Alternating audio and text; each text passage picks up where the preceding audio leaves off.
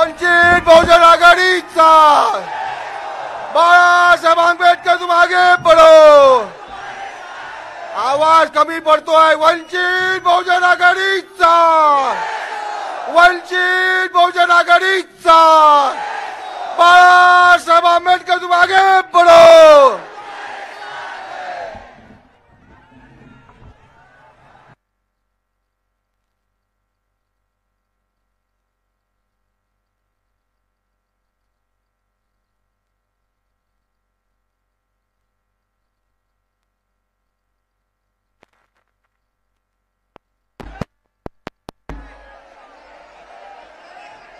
महाराष्ट्राच्या अध्यक्षा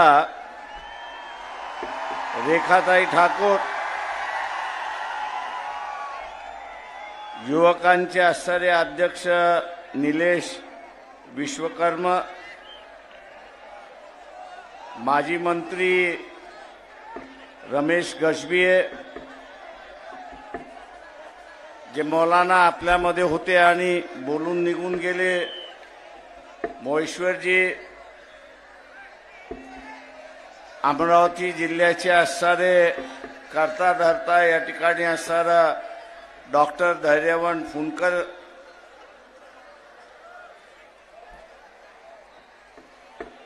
निशाताई शेंडे, त्याच्याच बरोबर राजेंद्र पातोडे, ज्यांनी जबाबदारी दिली असे असणारे शैलेश गवई, अशोक मोहोड, अंकुश वाघपांजर, अभिजित देशमुख, भारतीताई, सिद्धार्थ भोजने, सुरेश तायडे, त्याच्याच बरोबर विवेक वाकोडे आणि पक्षाबरोबर जुने जाणते कार्यकर्ते आणि नेते पुंडलिकराव वाड, सर्व तालुका अध्यक्ष, तालुका महासचिव, शहराचे अध्यक्ष, शहराचे सचिव, बंधूंनो, भगिनींनो, बाळमित्रांनो, त्याच्याच बरोबर बौद्ध महासभेचे असणारे अमरावती जिल्ह्यातले सर्वच पदाधिकारी की ज्यांनी मेहनत करून आजची असणारी ही सभा यशस्वी केली, या सगळ्यांचं बोलण्या अगोदर मी धन्यवाद या ठिकाणी देतो।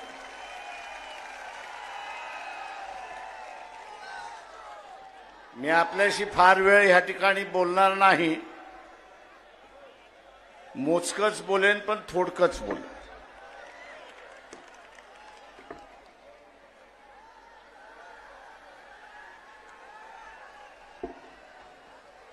आपल्याला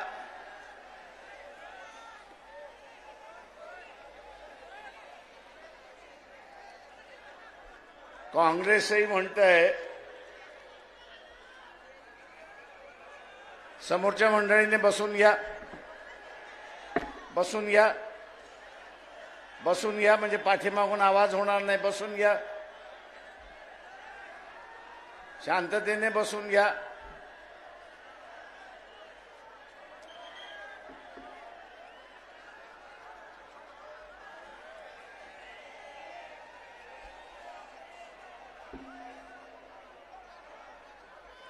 महाविकास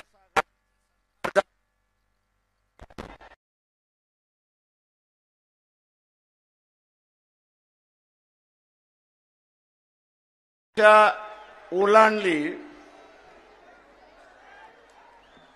2 वर्ष ओलांडली, तरीही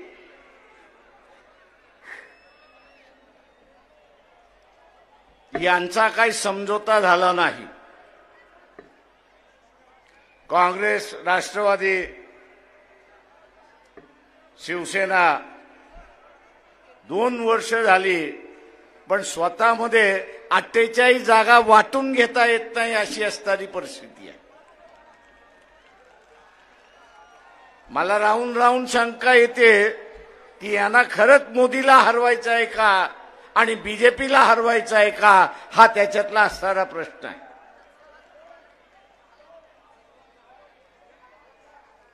त्याचा महत्वाचा भाग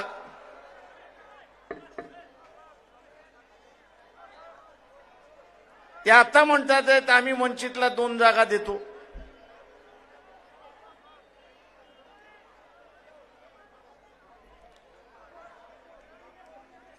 मी काँग्रेसवाल्यांना म्हटलं कुठले 2 जागा देतात त्या सांगा. ते म्हटले प्रकाशराव आमचंच वाटप झालं नाही तर तुम्हाला कुठून 2 देणार.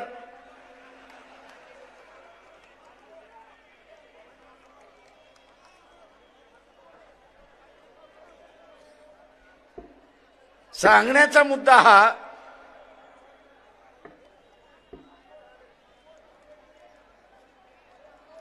की ह्यांना युती करायची नाही म्हणून कोणतरी बळीचा बकरा पाहिजे.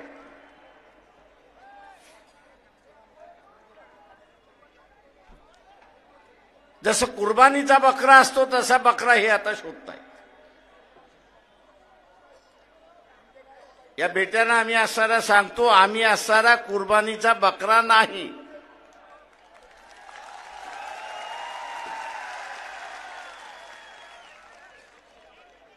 पहिल्यांदा तुम्ही असणारा तुमच्यामधल्या जागा वाटून घ्या. आम्हाला ज्या जागा पाहिजे ज्याच्याकडे गेल्यात त्याच्याबरोबर बोलून आम्ही वाटाघाटी करू. आणि नाही करणार असाल तर 48 जागा आम्ही लढवायला बसलेलो होतो.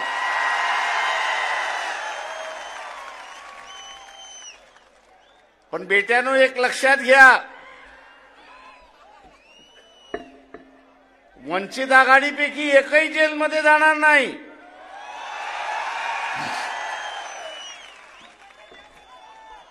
जेलमध्ये सोनिया गांधी पासून इतर जण जाणार आहेत. यांना म्हणालो मोदी वाघ म्हटला तरी खातोय आणि वाघोबा म्हटला तरी खातोय. मग 2 हात करायला भीताय कशासाठी? 2 हात करायला भीताय कशासाठी? वाघ म्हटला तरी खातोय, वाघोबा म्हटला तरी खातोय.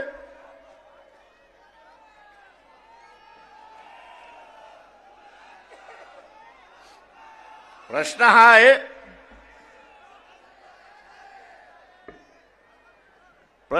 आहे, की तुम्हाला खरं लढण्याची इच्छा आहे का?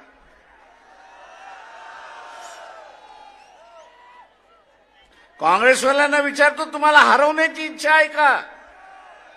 मग 4 जागा कमी मिळाल्या आणि 4 जागा जास्ती मिळाल्या, फरक काय पडतोय? तुमच्या मानगुटीवरती जी तलवार आहे, कारवाईची तलवार आहे, अटक होण्याची जी तलवार आहे, एकत्र लढलात तर ती तलवार उडवू शकता.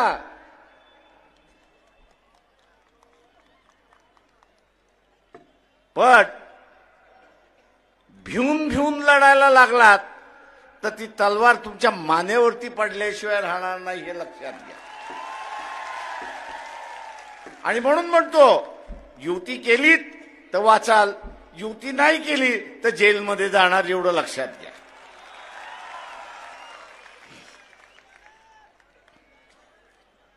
का RSS बीजेपीचा एक फंडा आहे. दैदेवान फुंडकर इथे बसलेले आहेत. मध्यंतरी मोहन भागवत अकोल्याला आले होते. दैदेवान फुंडकर यांना म्हणालो की पोलिसांना सांगा की आम्हाला असणारा निवेदन द्यायचं आहे. मोहन भागवत यांना निवेदन द्यायचंय. पोलिसांनी निरोप पोचवला, त्यांची भेटही झाली. ते म्हटले RSS मध्ये निवेदन घेण्याची पद्धतच नाही. अरे कोणाची समस्या असेल तर तो निवेदन देईल, कोणाला काय मांडायचं असेल तर ते निवेदन देईल. ते हे एवढे हिटलर आहेत, एवढे हिटलर आहेत की आम्ही चर्चा करणार नाही, आम्ही चर्चा करणार नाही, आम्ही निवेदन देणार नाही. आणि निवेदन घेणारही नाही. हे काय दाखवतंय? ही एकच गोष्ट त्या ठिकाणी दाखवते, आणि ती म्हणजे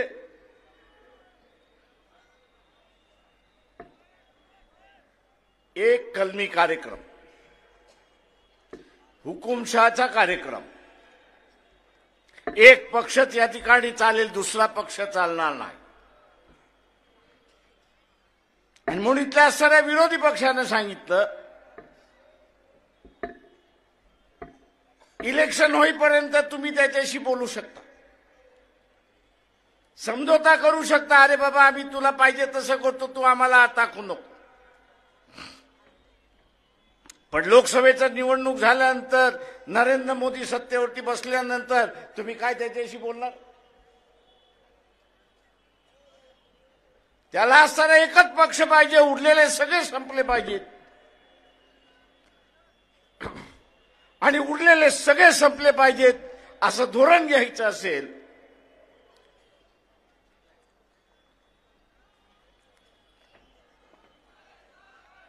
तर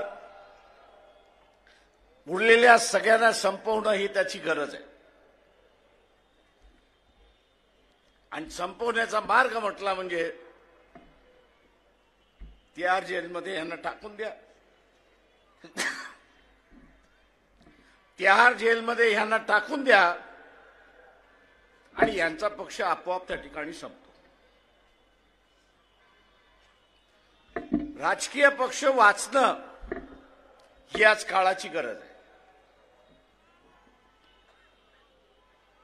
राजकीय पक्ष वाचणं ही आज सारी काळाची गरज आहे. राजकीय पक्ष वाचले तर लोकशाही वाचली. राजकीय पक्ष वाचले नाही तर लोकशाही संपली. आणि लोकशाही संपली की हुकुमशहाला या ठिकाणी सुरुवात होणार. आणि म्हणून या काँग्रेस, राष्ट्रवादी, उद्धव ठाकरे यांची असणारी सेना बसा आणि समझोता करा. बसून समझोता केला नाही तर तुम्ही जेलमध्ये गेल्याशिवाय राहणार नाही, एवढं लक्षात. तो मोदी बसलेलाच आहे. आम्ही काही सत्तेवरती नव्हतो, मंत्री नव्हतो, त्याच्यामुळे चोऱ्या मोऱ्या करण्याचा प्रश्नच येत नाही. जे सत्तेवरती बसले त्यांनी चोऱ्या मोऱ्या केल्यात असं मोदी म्हणतोय. खरं किती खोटं किती कोणाला माहिती. कागदावर काळा करायचा, काळ्यावरती कागद करायचा आणि मोकळा होत जायचा, अशी असणारी परिस्थिती आहे. आणि म्हणून आपल्याला असणारं सावध या ठिकाणी राहावं लागणार. तुम्ही आम्हाला चर्चेमध्ये घेतलं तर आम्ही तुमच्या बरोबर आहोत. तुम्ही जसं इथल्या असणाऱ्या गरीब मराठ्याला आतापर्यंत वापरत आलात, त्याच पद्धतीने वंचितला वापरण्याचा विचार केला तर मोदी बरोबर आम्ही तुम्हालाही गाडू, एवढं लक्षात.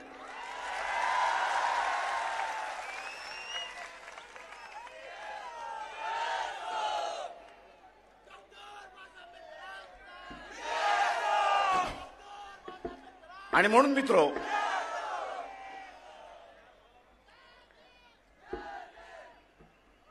आंबेडकरी चळवळ, फुलेशाहू आंबेडकरी चळवळ ही माना सन्मानाची चळवळ आहे. ही माना सन्मानाची चळवळ आहे. आज जे बीजेपीच्या, आरएसएसच्या विरोधात आम्ही लढतोय त्याचं कारण असते. त्यांनी वर्णव्यवस्था सोडली नाही, त्यांनी मनुस्मृती सोडलेली नाही. ते मानासमानाच्या सन्मानाच्या गोष्टी करतच नाही, ते गुलाम ठेवण्याची भाषा या ठिकाणी करतात. आणि आम्ही इथे असणारा फुले शाहू आंबेडकरी विचाराच्या चळवळीने इथे गुलामी संपवलेली आहे आणि मानवता या ठिकाणी जिवंत ठेवलेला आहे आणि तोच मानवतावाद आम्ही या ठिकाणी चालवणार.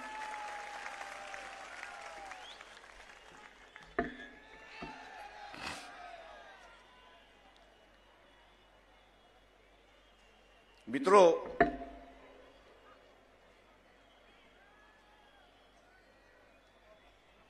मोदी सुद्धा भ्यायलेला आहे एवढं असताना लक्षात घ्या.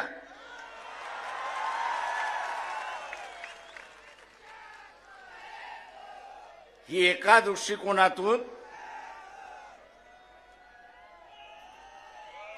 दृष्टिकोनातून आरपारची लढाई आहे एवढं लक्षात घ्या.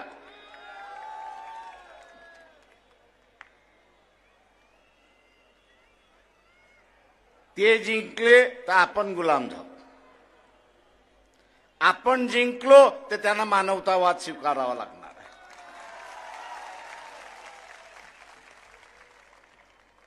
आणि म्हणून काँग्रेसवाल्यांना म्हणतोय, RSS NCP वाल्यांना म्हणतोय, तुम्ही या लढ्याचे कधी भाग नव्हतात,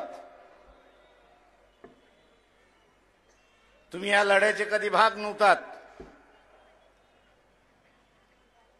लढ्यातून चळवळ कशी उभी करायचं याचा इतिहास तुम्हाला नाही.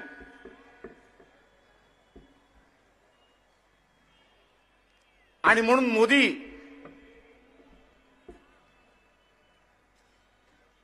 हा लढ्यातून उभा राहिल्यामुळे त्याला काय करायचं याची असणारी जाणीव. काँग्रेसवाल्यांनी आता काय केलेलं आहे, काय नवीन कार्यक्रम आखलेला आहे. भारत जोडो यात्रा कधीपासून चालू झाली आणि कधी संपणार आहे? या महिन्यात संपणार आहे की ती मार्च महिन्यामध्ये संपणार आहे?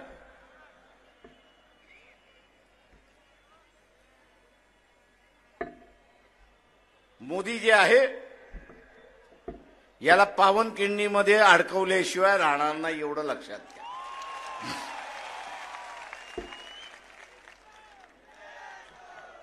आता पावनखिंडीमध्ये अडकवायचं म्हणजे काय? इलेक्शन ताबडतोब घ्या. 22 तारखेच्या निमित्ताने त्यांनी असं एक धार्मिक माहोल या देशामध्ये उभा करण्याचा प्रयत्न केला. किती यशस्वी होतो किती होत नाही हा असताना कालांतर ठरवेल. पण हा यात्रेला निघाला असताना, काँग्रेसवाले यात्रेला निघाले असताना इलेक्शन घेऊन पार पडेल. अरे तुमचं ढोंग धतुरं कोणाला सांगताय? आम्हाला कळतं ना राजकारण.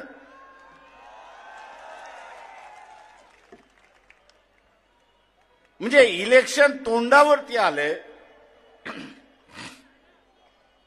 इलेक्शन तोंडावरती आलेलं आहे. उद्या इलेक्शनला तोंड द्यायचं आहे. इलेक्शनला तोंड देण्याच्या ऐवजी मेघालयापासून काँग्रेसवाले भारत जोडो यात्रा 2 काढत आहेत. आता त्या भारत यात्रामधून असणारा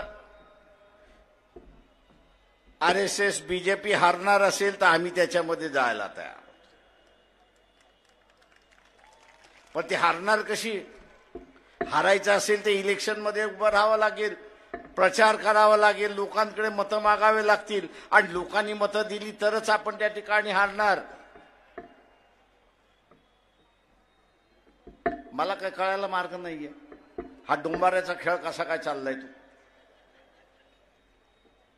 याला मी डोंबाऱ्याचाच खेळ म्हणतो. का ते वाजल्याशिवाय ती वरची मुलगी चालू शकत नाही. आणि म्हणून याच्यापासून आपण सावध राहिलं पाहिजे. मी आपल्याला एवढंच त्या ठिकाणी म्हणणार.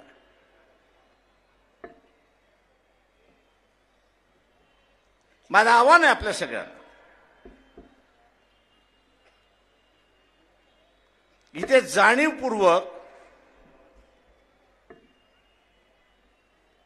आघाडी झाली असती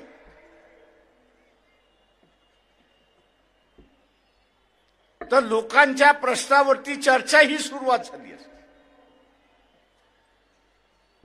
जसे या ठिकाणी निलेशजी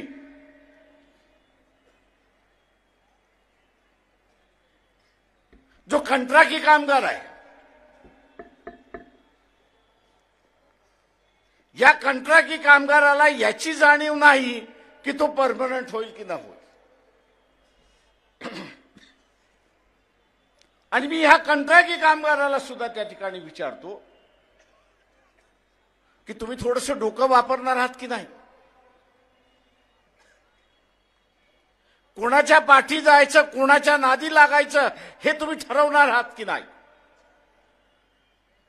ज्याचं खाजगीकरणाचं धोरण आहे,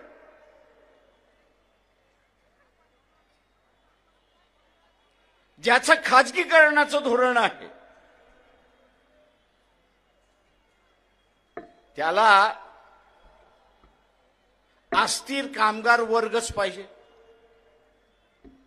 आणि अस्थिर कामगार वर्ग करायचा असेल तर कॉन्ट्रॅक्टवरती कामगार ठेवला पाहिजे, 2 वर्षासाठी, 3 वर्षासाठी, 5 वर्षासाठी.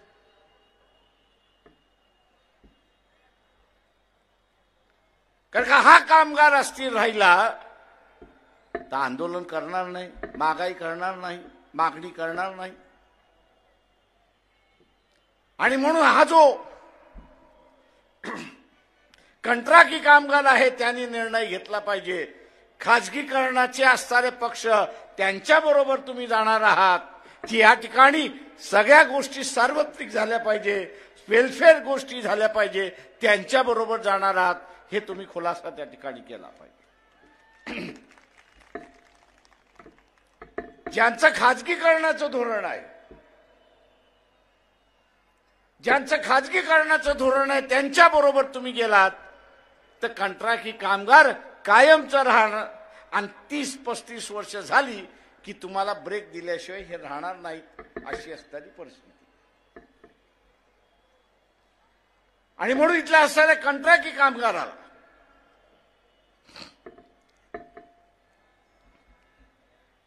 इथल्या असणाऱ्या कंत्राटी कामगाराला कायमस्वरूपी व्हायचं आहे, परमनंट व्हायचं आहे, तर वंचित बहुजन आघाडी हा एकमेव मार्ग आहे हे त्यांनी असताना लक्षात ठेवलं पाहिजे.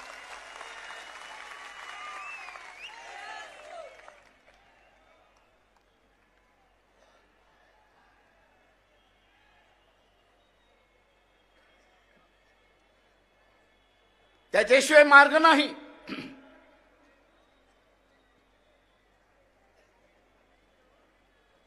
वर्षभरापूर्वी शेतकऱ्याने दिल्लीमध्ये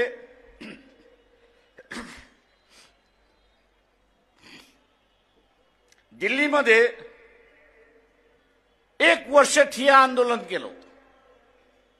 कशासाठी केलं होतं? त्यांची मागणी होती की जो हमी भाव आहे, या हमी भावाची काही वेळेस अंमलबजावणी होते, काही वेळेस अंमलबजावणी होत नाही. बहुतांश वेळा तर ती होतच नाही. ही अंमलबजावणी होण्यासाठी ते मागणी करत होते की कायदा करा की जो कोणी व्यापारी किंवा कृषी उत्पन्न बाजार समितीतले डायरेक्टर, चेअरमन, पदाधिकारी आहेत, यांच्या अखत्यारीमध्ये हमी भावापेक्षा शेतीचा माल कमी घेण्यात आला तर त्याच्यावरती फौजदारी गुन्हा करा. मागणी चूक होती का? आज मला असणारे इथले राजकारणी म्हणतात, प्रकाशराव तुम्ही ही मागणी करणार का? म्हटलं आपण सत्तेवरती आलो तर कायदा आपण बदलला पाहिजे. आणि बाजार समितीतले डायरेक्टर जे आहेत,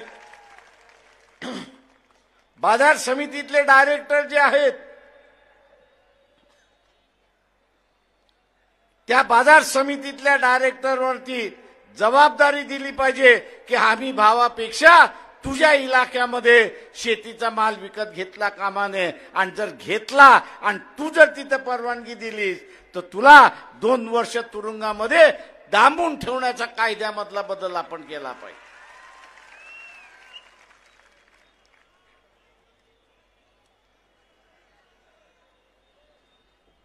आज इथले सत्ताधारी म्हणतात आहेत, विरोधकही म्हणतायत तुम्ही आपला अजेंडा ठेवत चाललाय. म्हटलं मला जो दिसतोय तो अजेंडा मी ठेवतोय.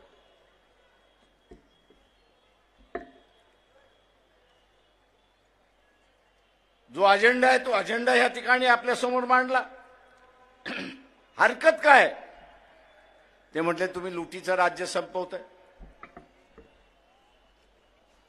म्हटलं लुटीचं राज्य संपलं की लोक कल्याणाचा कार्यक्रम सुरुवात होतो. म्हटलं त्याच्यामध्ये तुम्हाला अडचण काय?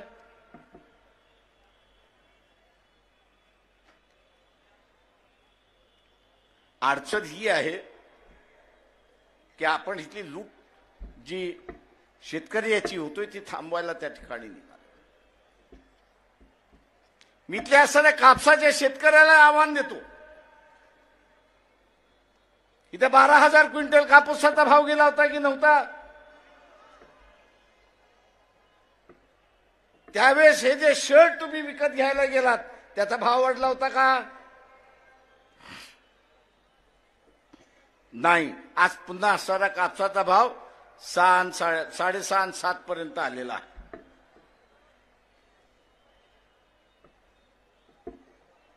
आणि आज सांगितलं जातंय की आंतरराष्ट्रीय बाजारामध्ये असणारा कापसाचा भाव अस्थिर आहे आणि म्हणून आम्ही भाव इथं नियंत्रण करू शकत नाही. मान्य आहे, तुम्ही भाव नियंत्रण करू शकत नाही. पण पणन महासंघ ज्यावेळेस होतं, पणन महासंघ ज्यावेळेस होता त्यावेळेस शासन कापूस विकत घेत होता पणन महासंघाच्या वतीने. पण कापूस खरेदी करून झाल्यानंतर एप्रिल मे महिन्यामध्ये 500 रुपये क्विंटल बोनस वाटत करत होते की नाही? मी इथल्या असणाऱ्या शेतकऱ्याला आवाहन करतो की त्या काळचं सरकार हे जर कापसाच्या शेतकऱ्याला 50 रुपये 500 रुपये क्विंटल हे बोनस देऊ शकत होती तर आज का देऊ शकत नाही? बोनसच्या स्वरूपामध्ये आज तुम्ही का देऊ शकत नाही? सगळ्यात मोठं दानत पाहिजे देण्याची. सगळ्यात मोठी जी आहे ती दानत पाहिजे त्या ठिकाणी देण्याची. पण ज्याला सत्तेवरती आपण बसवलेला आहे तो लुटारू आहे हे आपण असणारा लक्षात घ्या. तो लुटारू आहे.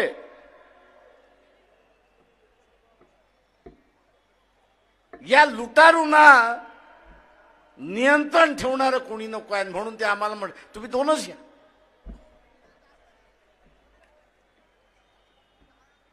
आम्ही त्यांना म्हटलं तुम्ही 2 देणार म्हणजे आम्हाला पाडून टाकणार. मित्रो, जुन्या काळी बाबासाहेबांनी स्वातंत्र्याच्या अगोदर इथल्या हिंदू मुसलमानाचं राजकारणाचं अत्यंत चांगलं वर्णन केलं. अत्यंत चांगलं वर्णन केलं. त्या वर्णनाचं स्वरूप काय होतं? त्यांनी असं म्हटलं की मुसलमानाचं राजकारण असं असायचं की हिंदूंची चोटी आपल्या हातामध्ये राहिली पाहिजे. मुसलमानाचं राजकारण कसं असायचं की हिंदूंची चोटी हे आपल्या हातामध्ये राहिली पाहिजे. आणि हिंदूंचं राजकारण काय असायचं की मुसलमानाची दाढी ही आपल्या हातामध्ये असली पाहिजे. दाढी ही आपल्या हातामध्ये असली पाहिजे. म्हणजे एक जण नियंत्रित होत गेला ते एकाने चोटी खेचायची आणि दुसऱ्याने दाढी खेचायची आणि त्याला जागेवरती आणायचं. आम्ही सुद्धा इथल्या असणाऱ्या सत्ताधाऱ्यांना म्हणतोय की आम्ही सुद्धा हेच वॉचटॉक करणार आहोत की लुटारूंचं सरकार फार काळ चालणार नाही. इथल्या असणाऱ्या शेतकऱ्याचा न्याय हक्क मिळाला पाहिजे, तेवढाच फक्त त्या ठिकाणी बघू. मी इथल्या शेतकऱ्याला आवाहन करतोय, युती झाली फार चांगली. आम्ही म्हणतो युती झाली पाहिजे, पण जेलच्या भीतीने युती झाली नाही. उद्याच्या जेलच्या भीतीने युती झाली नाही. आपण वंचितच्या पाठीमागे उभे राहा, वंचितला सत्ता द्या. जुना असताना 500 रुपये क्विंटल बोनस देण्याचं जे धोरण होतं, 500 रुपयाचं बोनस देण्याचं जे धोरण होतं ते पुन्हा लागू केल्याशिवाय राहणार नाही, हे आपण असणारा लक्षात घ्या.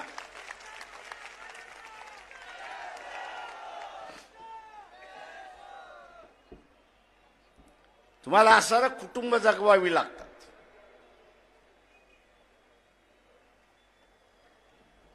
तुम्हाला असणारं कुटुंब त्या ठिकाणी जगवावी लागतात. आणि कुटुंब जगवण्यासाठी महाराष्ट्राची तिजोरी जर उपयोगात आली तर अधिक चांगला आहे आणि ती वापरल्या गेली पाहिजे, ही भूमिका वंचित बहुजन आघाडीची आहे. आणि म्हणून मित्रो,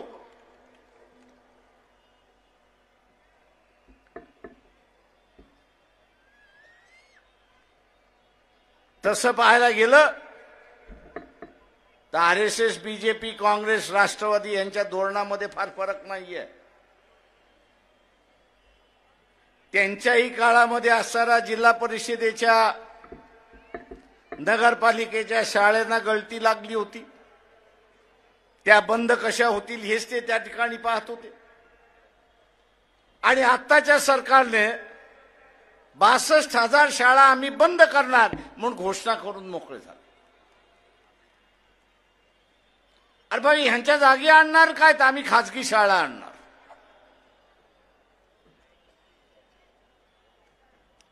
किती कुटुंब ह्या सभेमध्ये बसलेले आहेत, त्यांना खाजगी शाळेंच्या फिया भरता येतील त्यांनी हात वरती करा. ज्या भरमसाठ खाजगी शाळेंच्या फिया आहेत त्या भरता येतील आणि आपल्या मुलाबाळांना शिकवता येतील अशी किती माणसं आहेत त्यांनी हात वरती करा. आपल्याला नुसतं मतदान करायचं नाही, तर मतदान करत असताना जे सरकार 5 वर्ष बसणार आहे ते माझ्या उपयोगी आहे की नाही, माझ्या फायद्याचं आहे की नाही, हे पाहणं त्याच्यातलं असणारं महत्वाचं आहे.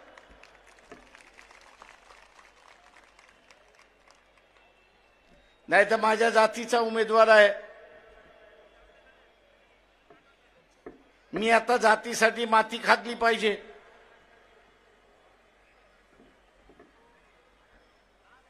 आणि माती खाल्ल्यानंतर 5 वर्ष ठणाठणा बोंबलाला लागायचं की माझं घरच उद्ध्वस्त ह्यांनी करून टाकलेलं आहे. सत्ताधाऱ्याने माझं असणारं घर उद्ध्वस्त करून टाकलंय, कुटुंब उद्ध्वस्त करून टाकलाय, व्यवसाय उद्ध्वस्त करून टाकलाय. बोंबलायचं कशासाठी? आणि म्हणून उद्याचं हे सरकार माझ्या विचारसरणीचं आहे की नाही हे त्याच्यातलं महत्वाचं आहे. ते बीजेपीचं सरकार असेल किंवा काँग्रेसचं सरकार असेल,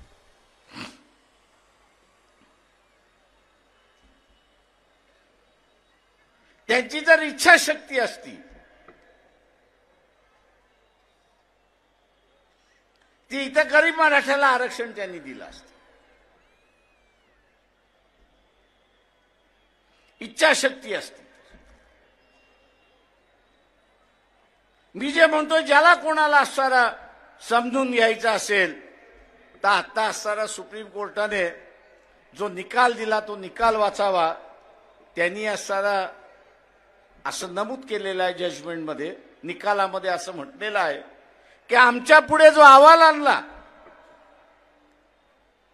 तो अशा पद्धतीने अहवाल आणला की मराठा वर्गामध्ये गरीबच नाही. अहवाल असा आणला की गरीबच नाही मराठा समाजामध्ये, सगळे श्रीमंत आहेत. आणि मग ते म्हटले, कोर्ट म्हणाला की श्रीमंत असेल तर मग ह्याला आरक्षणाची गरज काय. पण त्या अहवालामध्ये हे नमूद केलं असतं की 30 वर्षापूर्वी ज्याच्याकडे 20 एकर जमीन होती, 30 वर्षापूर्वी ज्याच्याकडे 30 एकर जमीन होती, आज कुटुंब विभक्त होऊन तो 2 एकराचा मालक झालेला आहे. आणि म्हणून तो गरीब झालेला आहे, साधनहीन झालेला आहे. साधन नाही त्याच्यासाठी, शासनाने त्याला साधन पुरवलं आहे. हा अहवाल जर असता तर कोर्टाने तो मान्य केला असता आणि गरीब मराठ्याला आरक्षण मिळालं असतं. अशी असणारी परिस्थिती. पण सत्तेमध्ये बसलेला कोण आहे तर हे नातेवाईकच आहेत. काँग्रेसमधले बसलेले असले तरीच नातेवाईक आहेत, बीजेपीच्या मार्फत बसले तरी नातेवाईकच आहेत. खरं आहे की खोटं आहे. आता ह्यांना नातेवाईकांचं राजकारण पाहिजे, ते गरीब मराठ्याचा प्रश्न राहिला कुठं. सत्ता आपल्या कुटुंबातच राहिली पाहिजे अशी असणारी परिस्थिती आहे. आणि म्हणून इथल्या अशा गरीब मराठ्याला माझं आव्हान आहे, जातीच्या पाठीमागे ह्या इस्टॅब्लिश नेत्याच्या पाठीमागे राहिलात तर तुमच्याकडची 2 एकर जागा सुद्धा पुढच्या 10 वर्षामध्ये राहणार नाही, भूमिहीन झाल्याशिवाय राहणार नाही. एवढं लक्षात घ्या.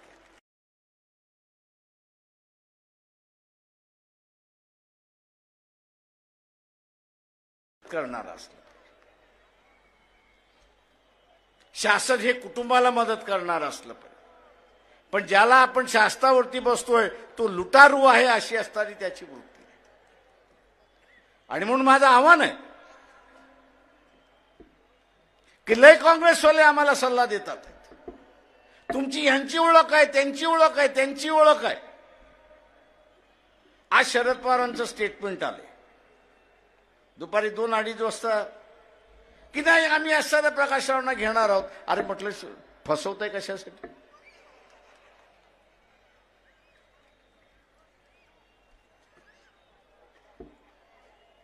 ते तुम्ही प्रिंट मीडिया, इलेक्ट्रॉनिक मीडिया यांच्याशी का बोलताय. तुम्ही असणारे रेखाताई ठाकूर पक्षाच्या अध्यक्ष आहेत, त्यांच्याशी तुम्ही बोलू शकत नाही का. बा आम्ही तुम्हाला घेतलंय, तुम्ही या. बिनबुलाय तो आम्ही कुठे जाणारच नाही.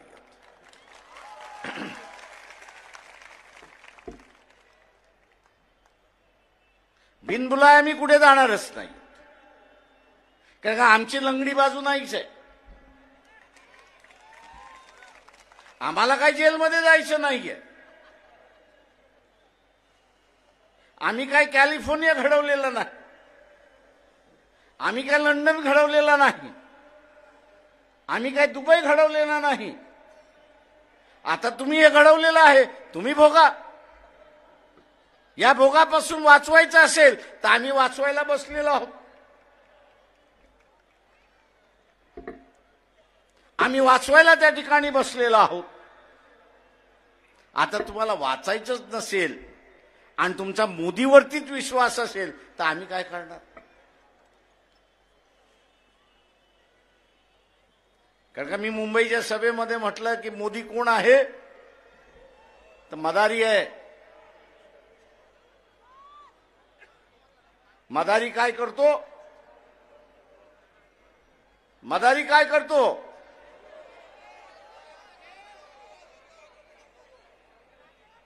कोणाला नाचवतो.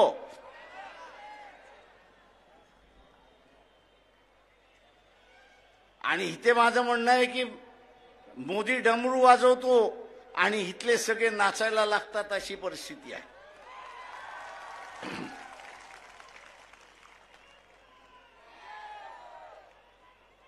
एक तरी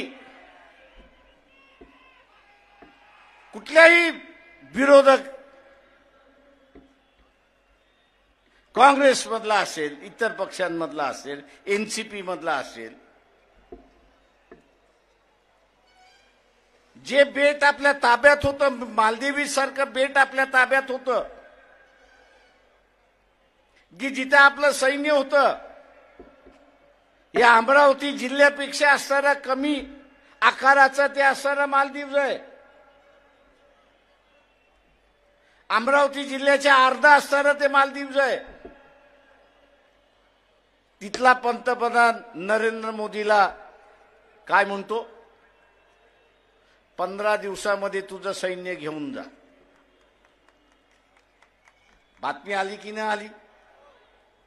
आता ह्या 56 इंचाच्या छातीचं काय झालं?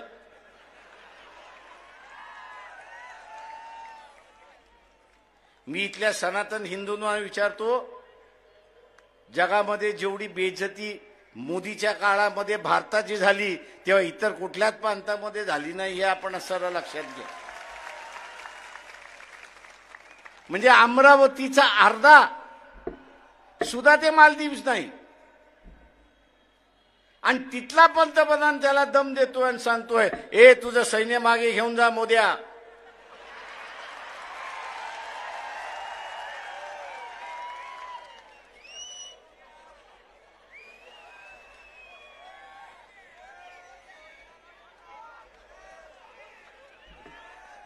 आणि हा गपचूप त्या फॉरेन मंत्र्यांना पाठवतो आणि म्हणतो, युगांडामध्ये त्या मालदीवच्या फॉरेन मंत्र्याची बातचीत करतो, अरे माझी एवढी असणारी बेआबरू करू नका.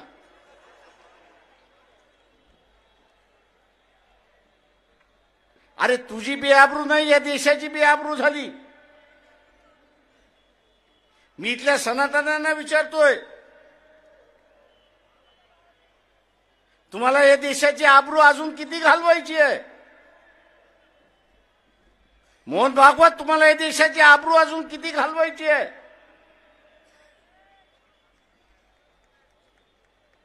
एक तरी काँग्रेसवाला बोलला का? का नाही बोलला?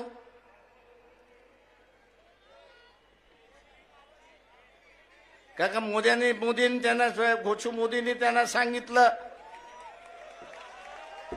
हे आवाज काढलास तर बघ, तुझी इन्क्वायरी चालू झालेली आहे, FIR फाडलेला आहे, तुला आतमध्ये घेतल्याशिवाय राहणार नाही.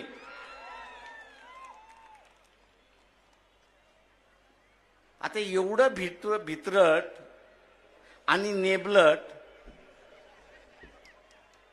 राजकीय पक्षांचे नेतृत्व असतील, ते काय तोंड देणार? काय तोंड देणार? मी यांना म्हणतो, तुम्ही लालू प्रसाद यादव व्हा. तू म्हटला जेलमध्ये घालायचंय, घाल. जेलमधनं माझं सरकार मी त्या ठिकाणी चाललं, पण नमणार नाही.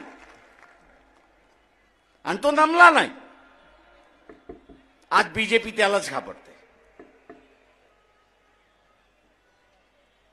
आज बीजेपी त्यालाच घाबरते.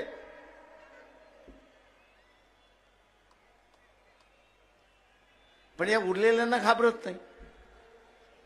पण बीजेपी ज्यांना घाबरते त्यांच्या हातामध्ये हे नेतृत्व द्यायलाच तयार नाही, हे त्यांना प्रमुख बनवायलाच तयार नाहीये.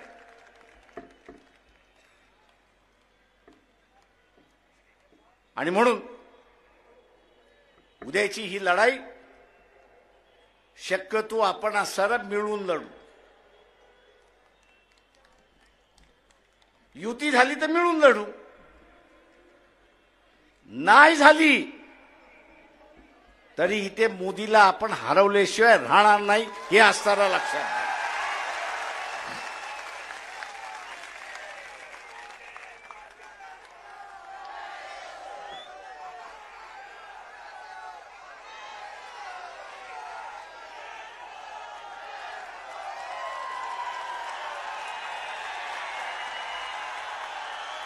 काँग्रेसवाल्यांना आम्ही सांगतो, तुम्ही आलात तर हरवणं सोपं आहे, पण तुम्ही जर आला नाहीत तरी मोदीला आम्ही हरवल्याशिवाय राहणार नाही, हे लक्षात घ्या.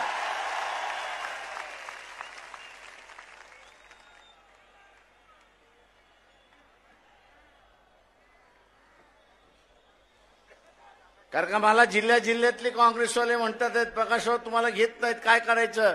म्हटलं तुम्हीच ठरवा.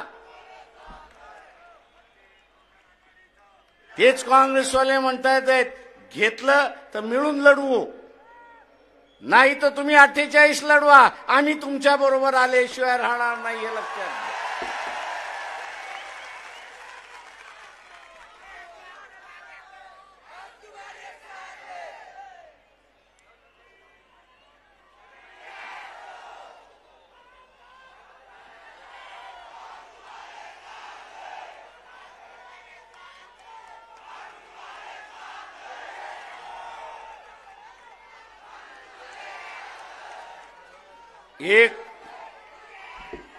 एक फक्त आपण मालदिवचा प्रश्न काढल्यानंतर मला असणारं कनेक्ट जे बीजेपीशी संबंधित आहेत, आरएसएसशी संबंधित आहेत, प्रकाशराव थोडं कमी बोला ना. म्हटलं काय झालं, काय नाही, तुम्ही आमच्या नेत्याची छबी खराब करताय. तर म्हटलं ही आता झाकी आहे म्हटलं होतं. जसा काळ जाईल तर तसं म्हटलं अजून उघडं पाडत जाऊ.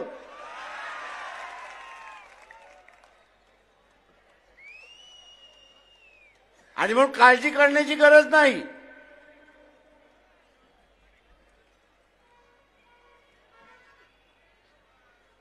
आणि म्हणून काळजी करण्याची गरज नाही. ही लढाई आपण जिंकल्याशिवाय राहणार नाही, एवढं लक्षात घ्या. पण त्यासाठी जे निलेशने सांगितलं की उद्याची ही लढाई संविधानाची लढाई आहे. आज मोदी सारखा तेली समाजाचा चहा विकणारा पंतप्रधान होऊ शकतो. ही संसदीय लोकशाहीची कमाल आहे, हे आपण लक्षात घ्या. ही संसदीय लोकशाहीची कमाल आहे. पण जे घटना बदलायला मागतात आहेत, नवीन घटना बदलायला आणतात आहेत, त्यांना असणारा विचारा की तुम्ही अध्यक्षही पद्धत आणताय की न आणताय. तेली समाज जसा विश्वकर्मेमधला आपण एक उमेदवारी या ठिकाणी दिली पाहिजे. एक भाग आहे की जिथे असणारा तेली समाजाची मतं जास्ती आहेत, त्याच्यामुळे उभं केलं, उरलेल्यांनी ताकद दिली तर तिथला असणारा आमदार निवडून येऊ शकतो. पण उद्या अध्यक्षही पद्धत आली आणि एखादा तेली आपण उभा केला अध्यक्षाच्या, राष्ट्रपतीच्या असणाऱ्या अध्यक्षासाठी, तो निवडून येऊ शकतो का?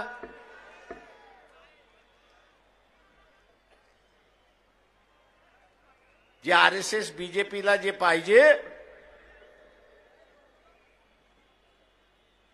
ते की इथला असणारा असेल, तेली असेल, तांबोळी असेल, कुंभार असेल, लोहार असेल, सोनार असेल, कैकाडी असेल, मांगारुडी असेल, हा इथल्या राजकीय व्यवस्थेमध्येच येऊ नये. हा कायमचा गुलाम राहावा, हा कायमचा गुलाम झाला पाहिजे. आणि म्हणून दिवसाला 5 लोकांशी आपण बोलू की आजच्या या संविधानामुळे सरपंच आपण होऊ शकतो, जिल्हा परिषदेचा अध्यक्ष होत असतो, अमरावती शहरातला महापौर आपण होऊ शकतो.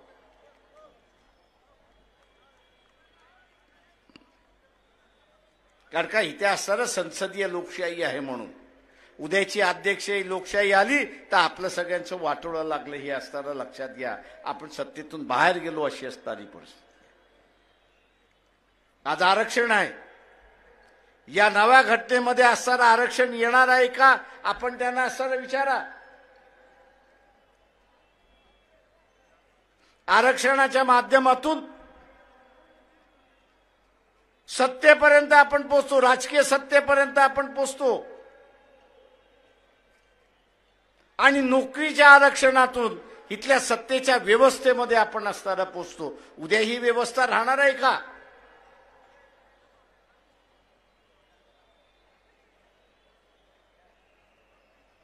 जे आहे ते सोडायचं आणि भूताच्या पाठीमागे लागायचं, असा जो स्वप्न त्या ठिकाणी दाखवला जातोय तो असताना थांबा. लय साधू महाराज आता असताना घटनेच्या विरोधात बोलायला लागले. ये बदलनी चाहिए.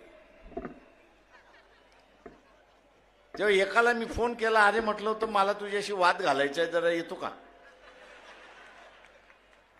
तो बोलतो नाही, हमको ने जो कहना था वो कह दिया. म्हटलं हा, त्याच्यावरती वाद घालायचा, आपला जाहीर वाद घालू म्हटलं, लोकांसमोर वाद घालू, लोकांना ठरवू दे म्हटलं होतं तू बरोबर आहेस का मी बरोबर आहे, पण वाद घालायला तयार नाही. आणि म्हणून जसं आपण असं राजकीय आक्रमक भूमिका घेत जाऊ, तसं ह्यांना असताना पाठीमागं जावं लागेल.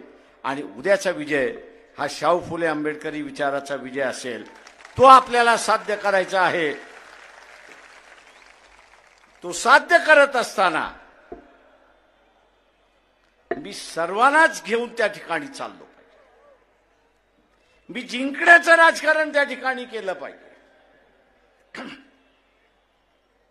डोक्यामध्ये काय ठेवलं पाहिजे की जिंकण्याचं राजकारण मी केलं पाहिजे. आणि जिंकण्याचं राजकारण करायचं असेल तर मला 51% मतं मिळाली पाहिजेत. त्या 51% पोचण्याची हिंमत आपण सगळेजण ठेवाल ही अपेक्षा मी बाळगतो आणि आपली रजा घेतो. जय भीम, जय भारत.